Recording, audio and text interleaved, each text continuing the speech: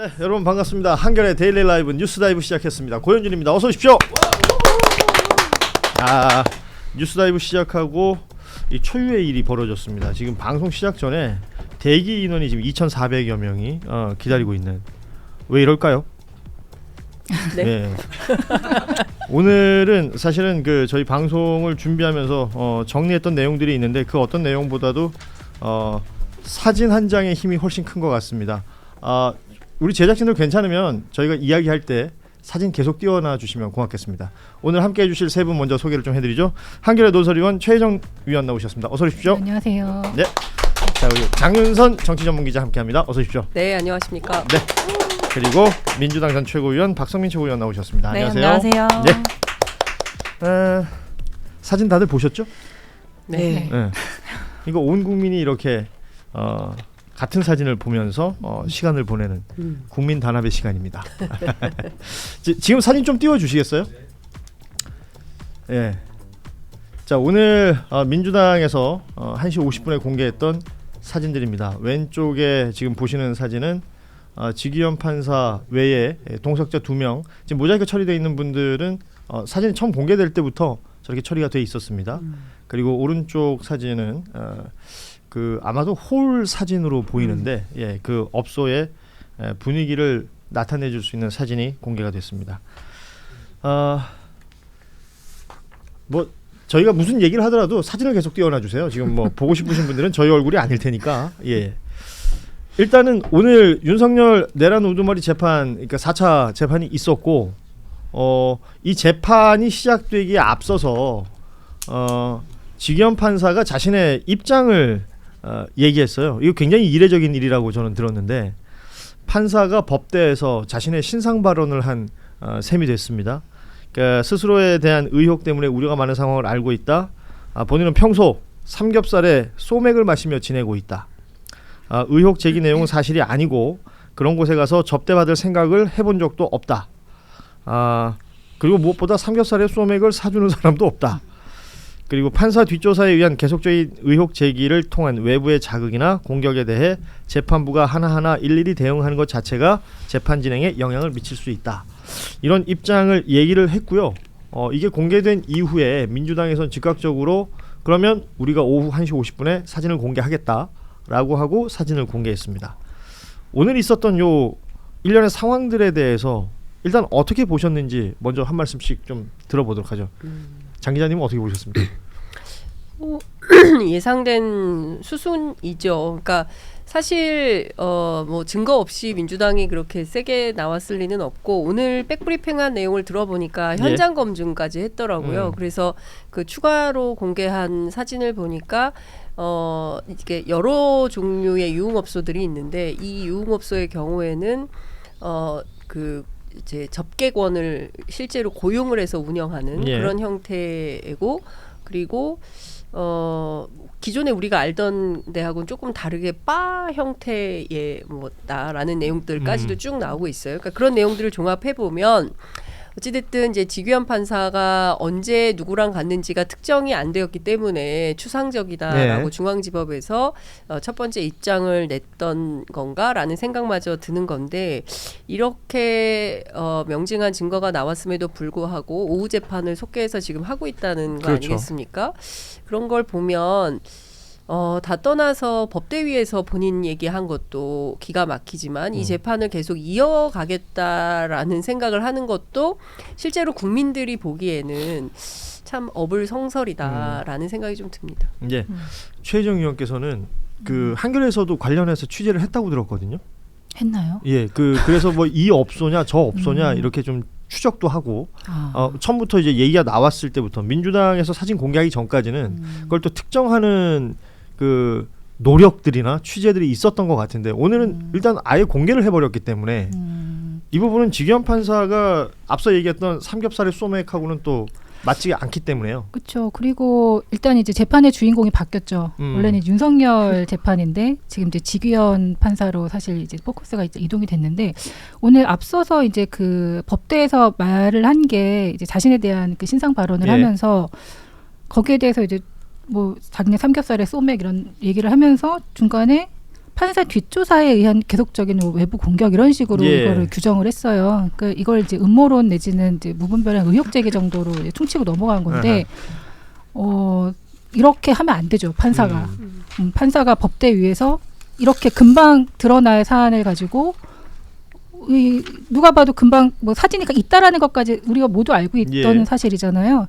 이거를 판사가 이런 식으로 얘기를 하는 것이 자체가 일단 이 사법부의 신뢰 문제로 직결이 되기 때문에 과연 정말 이 재판을 진행할 수 있을까 이런 의혹을 누구나 다 갖게 될 것 같습니다. 네. 민주당은 어때요, 박성민 최고? 그 혹시 다른 사진들이 더 있습니까? 뭐 느낌상 더 있는 것 같다라는 얘기는 많이들 하시는데.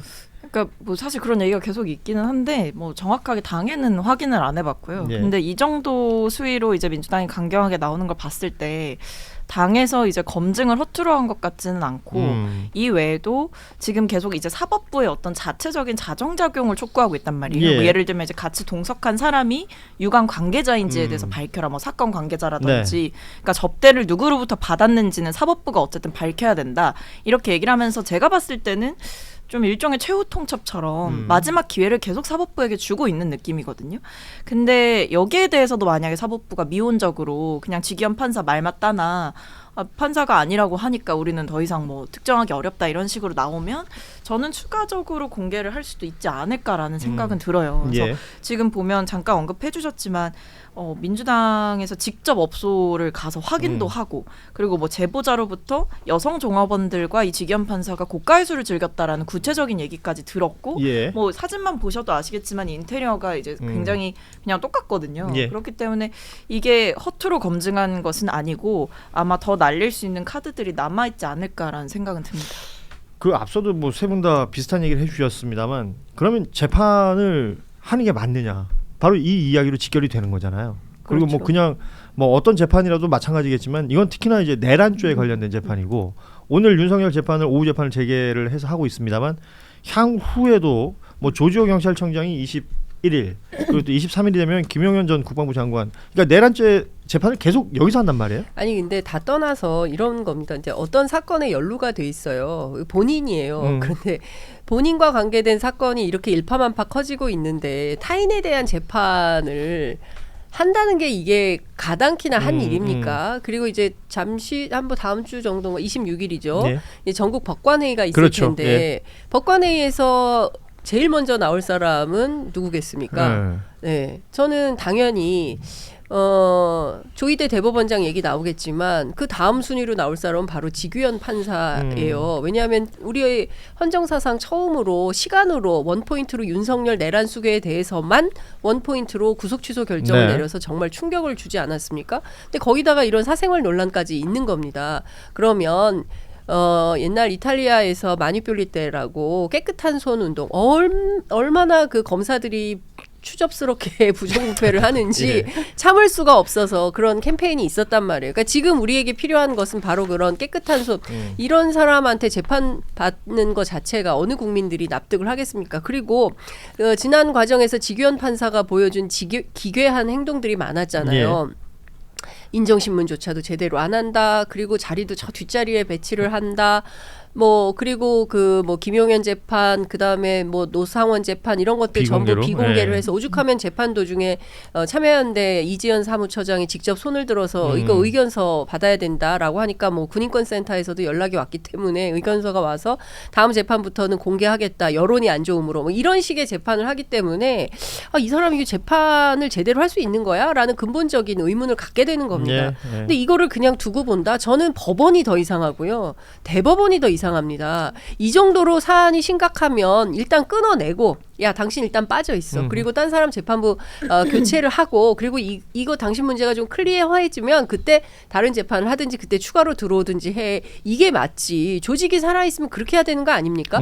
예를 들어서 한겨레에서 만약에 이런 불상사가 있으면 계속 현장에 내보내서 취재시키겠어요. 일단 현업에서 분리시키겠지. 이게 예. 기본적인 상식인데 우리 법원이 그 상식을 배반하는 조치를 하고 있다. 오후 재판은 어떻게 들어갑니까? 이게 네. 공개가 됐는데. 관련해서 우리 한겨레 그런 일은 없을 거라고 생각합니다. 네. 네, 한겨레 그런 회사가 아닙니다. 네.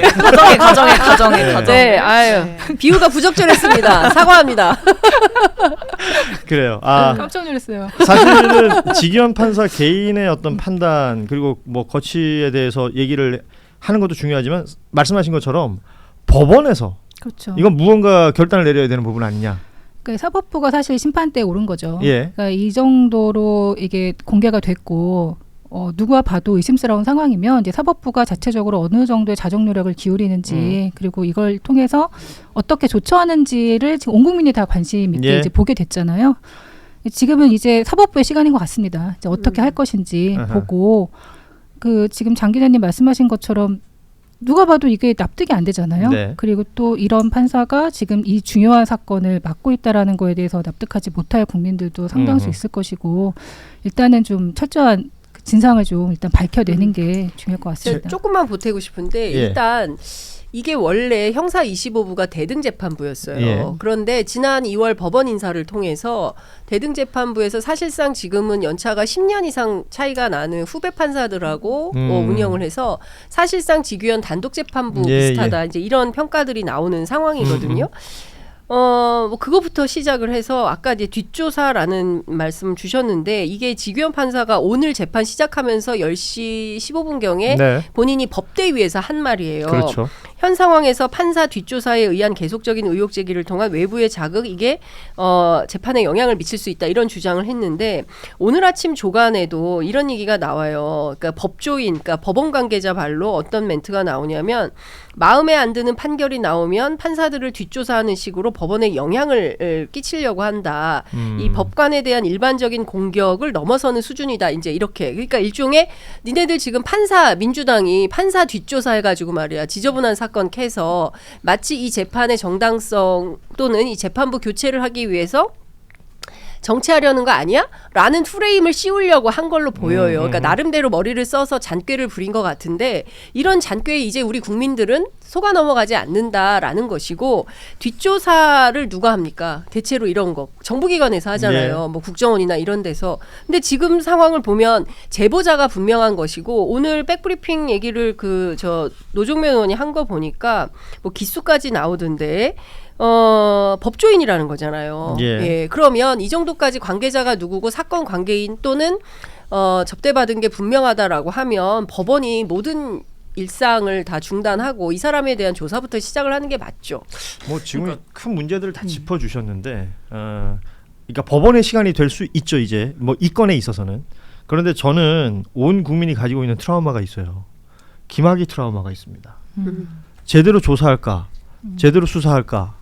자기들끼리 팔은 안으로 굽는다고 또 무언가 국민들이 상식적으로 이해하지 못한 어떤 뭐 언사를 한다든지 행동을 하진 않을까. 왜냐하면 오늘 지규현 판사가 법대에서 했다는 이 행위조차도 사실은 재판과 전혀 상관없는 자신의 이야기를 사실 그렇잖아요. 법원 공보관 통해서 입장을 내려면 충분히 낼 수 있었던 일인데 아니 왜 공보관은 재판에 대해서 의견을 내는 거예요? 그렇죠. 판사 그러니까 개인의 비위 사건에 대해서 공보 관련해서도 하는 것도 아니고 업무 범위를 넘어서는 그러니까 거죠. 이런 일 자체가 지금 아무렇지도 않게 벌어지고 있기 때문에 앞으로는 제대로 조사할 수 있을까? 그러니까 사실 처음에도 좀 이 사법부의 대응이 좀 미온적이다라는 질타가 있었어요. 왜냐하면 뭐 장소가 뭐 특정되지 않는다라든지 뭐 제보가 구체적이지 않다라는 식으로 그래서 이제 사실 민주당이 이 국회로 불러서 얘기했을 때 관계자들한테 우리가 자료 줄 테니까 받아가세요 이렇게 해가지고 자료를 받아가는 일까지 있었거든요. 예. 근데 저는 일단 한 가지 말씀드리고 싶은 거는 민주당이 어떤 이 판사의 비위와 관련해서 제보를 받았다고 민주당을 질타할 게 아니라 그러니까 이런 일에 연루가 되고 그리고 이런 어떻게 보면 빼박 증거까지 남긴 이 문제가 있는 판사에 대해서 조금 더 날카로운 시선이 가야 되는 것 아닌가. 그러니까 왜 지금 이 상황이 왔음에도 불구하고 여전히 어떤 민주당을 향해서 곱지 않은 시선을 보내는 이런 저는 일종의 정치 공세가 있는지 좀 이해가 되지 않는다라는 생각이 들고 예. 법원에서도 처음에는 좀 미온적으로 대응을 하다가 뭐 확인해보겠다 이런 식으로 나왔는데 사실 이거는요 민주당이 이제 제기를 하니까 마지못해서 해야 될 일이 아니라 사법부의 신뢰를 걸고 조직의 신뢰를 걸고 사실은 해야 되는 일인 거예요. 이게 뭐 민주당이 의혹 제기를 하든 뭐 국민의힘에서 의혹 제기를 하든 사실 이거는 당이 중요한 게 아니라 의혹의 내용이 중요한 거잖아요. 그렇기 때문에 이거를 저는 이런 식으로 미온적으로 사법부가 어물쩍 넘어가려고 하는 태도도 잘 이해가 되지 않는다라는 말씀을 좀 덧붙이고 싶습니다. 지규현 판사 때문에 법원 개혁을 안 하면 안 되는 상황에 된 겁니다. 예.